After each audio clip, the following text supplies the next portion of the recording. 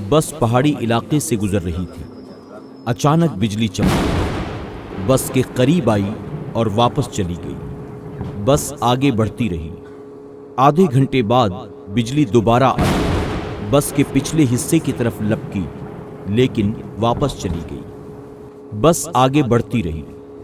بجلی ایک بار پھر آئی، وہ اس بار دائیں سائیڈ پر حملہ ور ہوئی، لیکن تیسری بار بھی واپس لوٹ گئی۔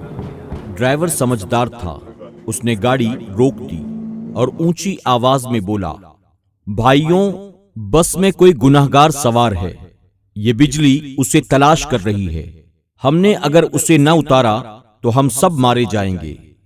بس میں سراسیمگی پھیل گئی اور تمام مسافر ایک دوسرے کو شک کی نظروں سے دیکھنے لگے۔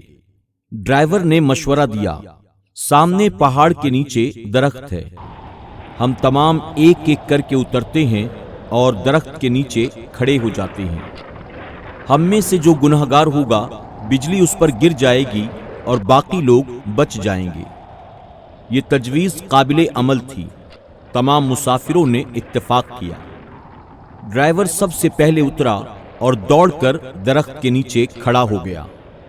بجلی آسمان پر چمکتی رہی لیکن وہ ڈرائیور کی طرف نہیں آئی، وہ بس میں واپس چلا گیا۔ دوسرا مسافر اترا اور درخت کے نیچے کھڑا ہو گیا، بجلی نے اس کی طرف بھی توجہ نہ دی۔ تیسرا مسافر بھی صاف بچ گیا۔ یوں مسافر آتے رہے، درخت کے نیچے کھڑے ہوتے رہے اور واپس جاتے رہے، یہاں تک کہ صرف ایک مسافر بچ گیا۔ یہ گندا مجہول سا مسافر تھا۔ کنڈکٹر نے اسے ترس کھا کر بس میں سوار کر لیا تھا۔ مسافروں نے اسے برا بھلا کہنا شروع کر دیا۔ لوگوں کا کہنا تھا، ہم تمہاری وجہ سے موت کے منہ پر بیٹھے ہیں، تم فوراً بس سے اتر جاؤ۔ وہ اس سے ان گناہوں کی تفصیل بھی پوچھ رہے تھے جن کی وجہ سے ایک اذیت ناک موت اس کی منتظر تھی، مگر وہ مسافر اترنے کے لیے تیار نہیں تھا، لیکن لوگ اسے ہر قیمت پر بس سے اتارنا چاہتے تھے۔